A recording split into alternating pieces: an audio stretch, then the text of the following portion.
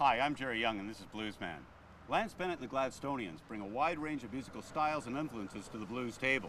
But one thing all the band has in common, they're great live players. That's why it's such a treat that here in Parkdale, an area of the city of Toronto, that Lance and the band get together every Sunday night to perform an all-night blues jam that features some of the hottest blues players in Canada. On this edition of Bluesman, Lance Bennett and the Gladstonians.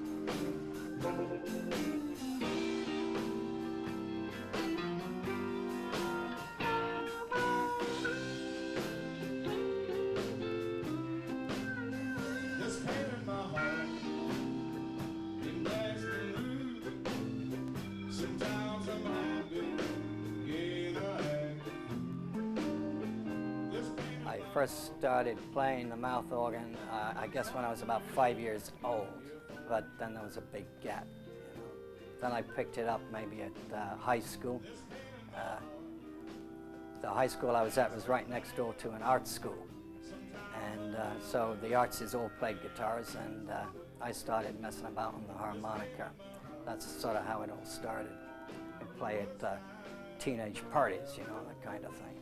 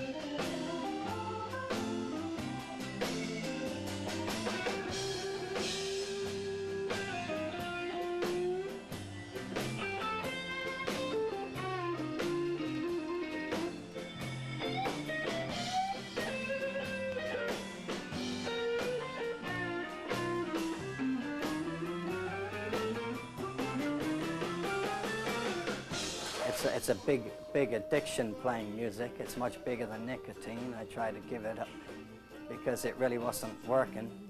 And I went back to the family farm, you know, and did all that farm stuff. And after eight months, I started going crazy. So, you know, I just came back to Canada and started banging away again. And the last few years have been pretty kind to me. So I've got no complaints. I've got a great bunch of guys in the group, you know. I'm very lucky that they put up with me, you know.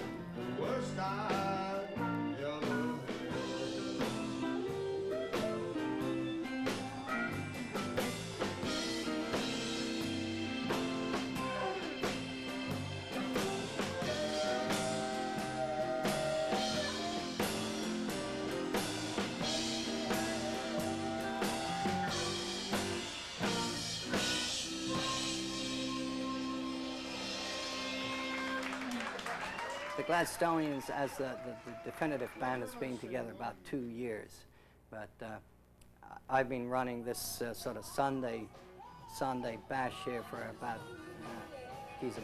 over 4 years now, pretty much non-stop, and we have special selected invited friends, you know, which is very nice when they show up. And hell, we had Bobby Keys last Sunday. I mean, it was just a hoot.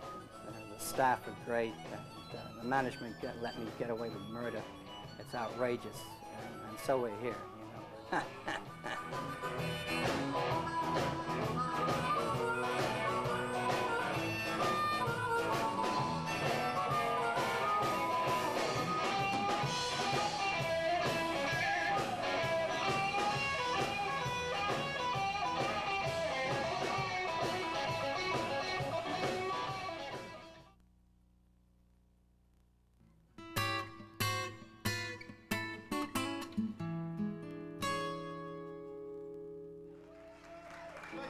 And one good Willie Dixon tune deserves another. Here's a song that I got 1 pound closer to today.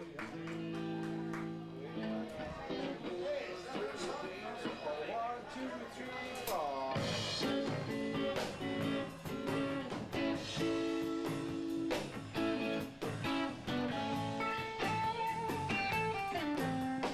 all you do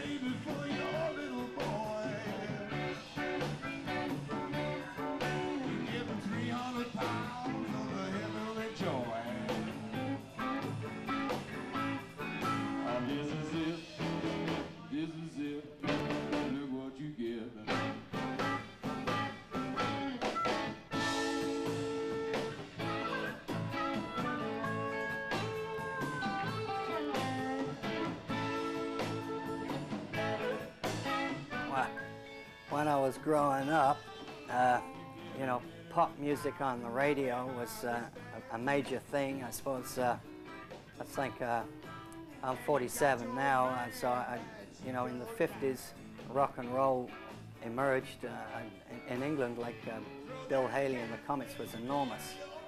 And also the early huge hits of Elvis Presley. And I'm no different from millions of other people. That tempo and the beat and the sound texture just gets you right in the gut. It was like a slap in the face.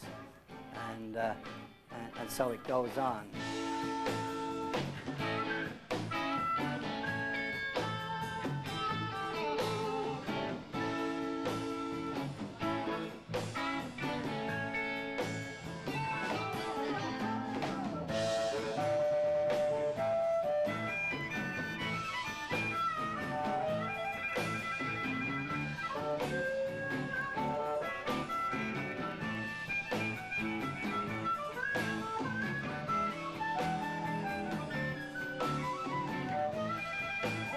Well, I guess I met them all along the road.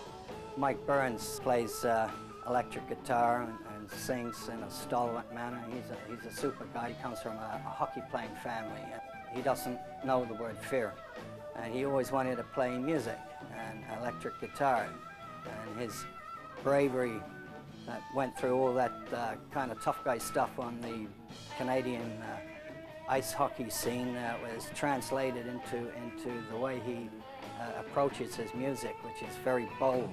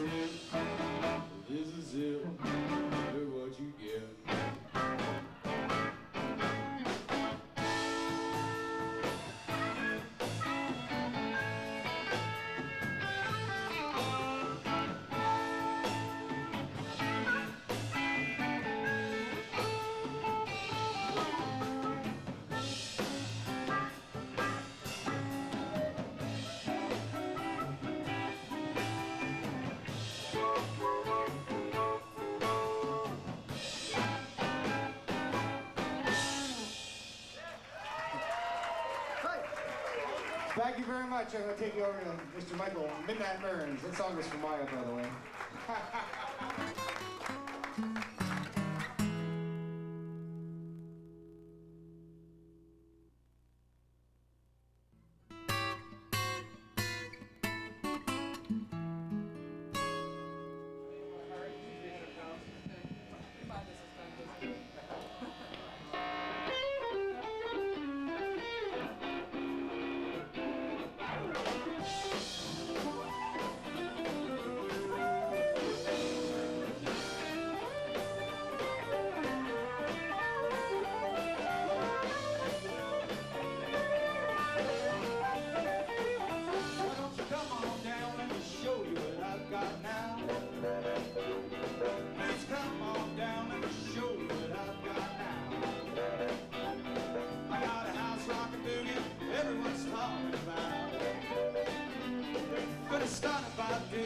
You should understand that this group, I mean, it's sort of a kind of a private thing, but we call it this is sort of a kind of a love group, because like the money is no place, but we all dig each other very much. We're very close friends. Rock this house, gonna rock. Rock this house, gonna rock. Rock this house, gonna rock. Rock this house, gonna rock. Rock and roll tonight. On the alternative electric guitar is Ralph MacDonald, who is kind of a mini legend around Toronto. He's been playing forever. He's played everywhere, and he's played in America, and he in fact, de facto, is the band director. I have very little to do with the music. In fact, they tell me what to do. I consider myself an accompanist. Really, the show is Ralph and Mike, but Ralph is such an experienced and knowledgeable player, and his expertise is almost flawless. He's super.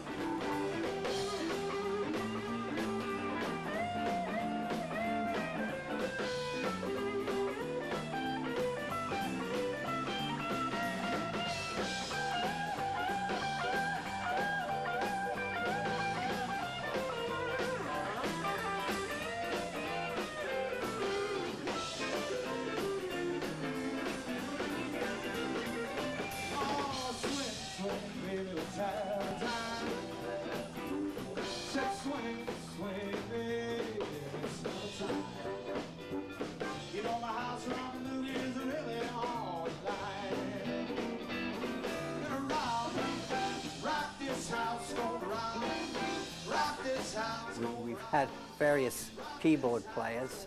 We're lucky here. We have a house Hammond organ, and right now we have Peter Nunn, who's a fabulous player, and we're really lucky to have him.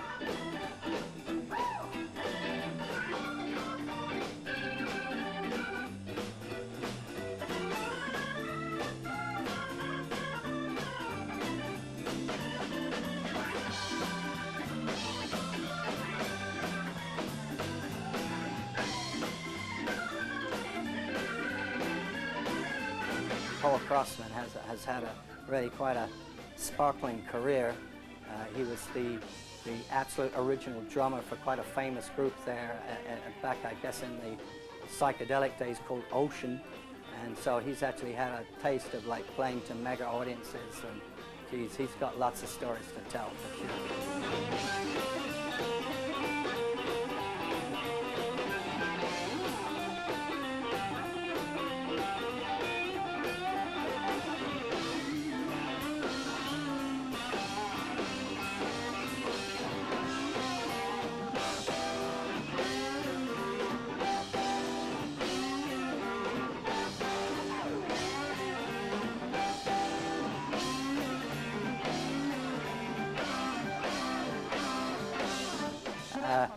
On the bass is my wife, Letty Anderson, and she's kind of unusual because, in fact, she is a fully fledged, tenured university professor, but she was not a musician.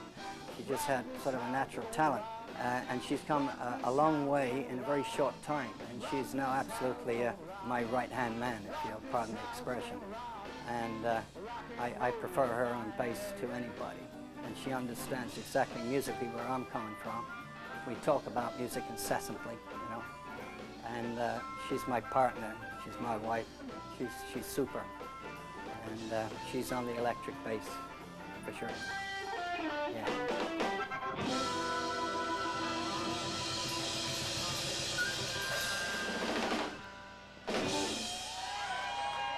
Thank you so much.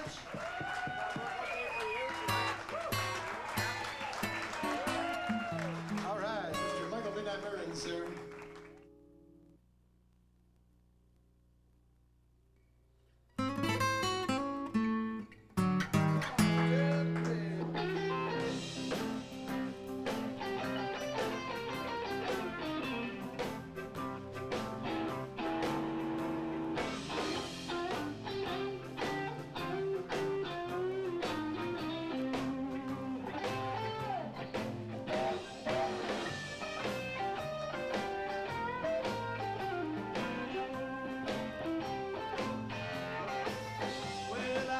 about my baby in the newspaper every day. In terms of like a bolt from the blues, especially in terms of like playing the harmonica, listening to the late Keith Relf, I think of the Yardbirds, playing at the Beatles Christmas show at the Hammersmith Odeon in London. And the Beatles were great, but for me, like the Yardbirds stole the show, and this guy actually was kind of wearing a jacket, a school blazer, rather like this, and he pulled out this harmonica out of his pocket, and he started wailing a Muddy Waters tune, and my hair stood up on the, on the back of my neck. I said, that's for me. So I've been sort of pushing for that ever since, for sure. What do you think about that, Lanzo?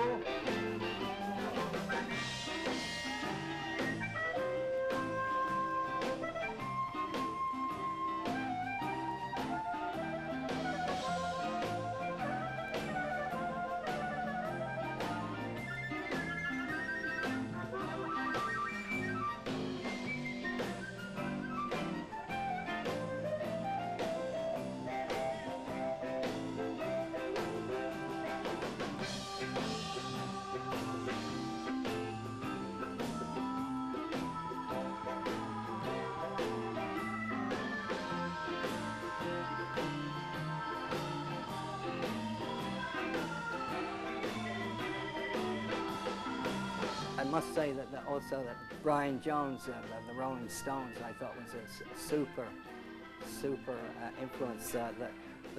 Especially their album, I think it was called Aftermath, and they did one of the first long extended numbers there called I'm Going Home, and it was about like an 8 or 12 minute sort of rhythm and blues extravaganza, and the harmonica played right through it from beginning to end, with different shadings and textures and beats and colorings.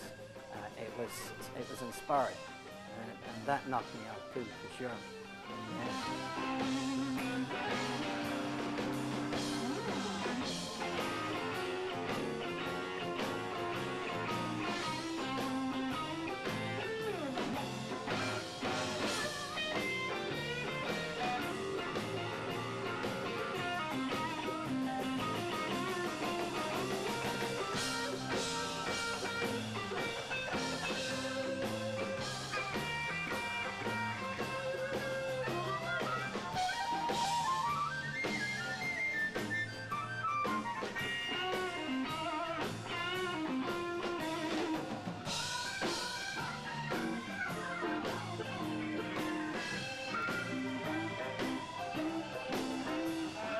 Baby, for some water, she brought me gasoline.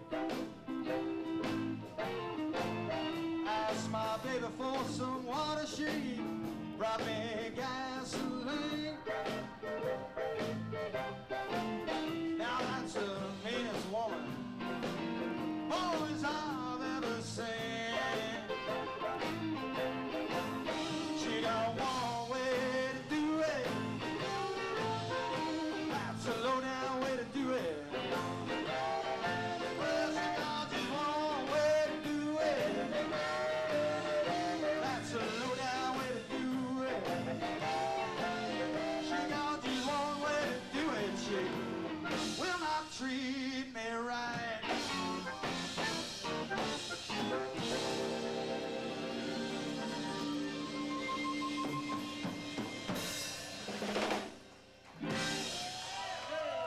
Thank you so much, folks. I always have dreams of the Gladstonians making a nice record album, if only for our own personal satisfaction and to show our kids. But the logistics are difficult. It's expensive. And, actually, Jerry, we're waiting for you to pick us up, okay? I'm glad you asked that question, okay? But this set we're going to play here, we're going to try and suck it to you. Maybe you'll like it. I don't know.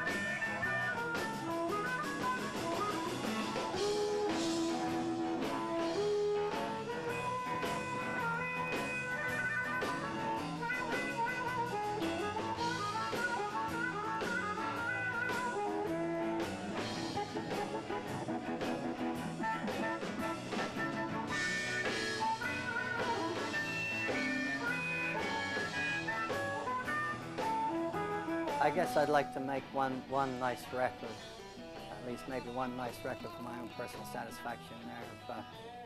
Maybe playing the harmonica if I have anything to offer on the harmonica, I'd like to do that. And I'll have Letty on the bass, and I'll have Paul on the drums. And each tune I would like to face off one-on-one with some of my favorite pickers. You know, choose a nice tune and do it, you know, with my personal choice of rhythm section, you know. That'll be Paul and my wife, Letty, you know. And she knows me so well. She knows me too well.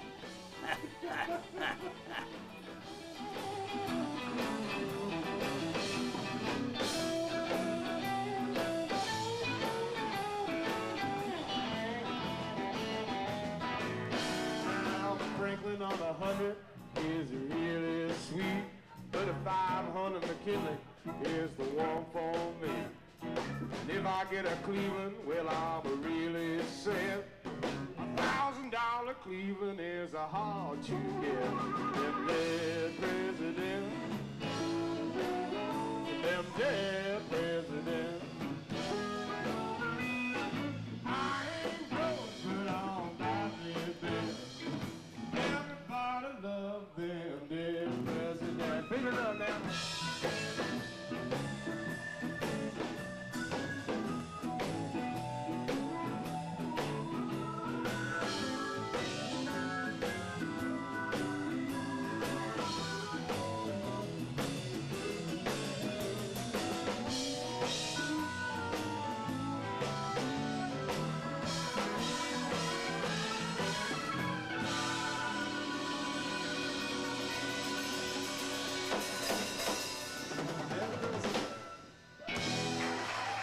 Thank you very much.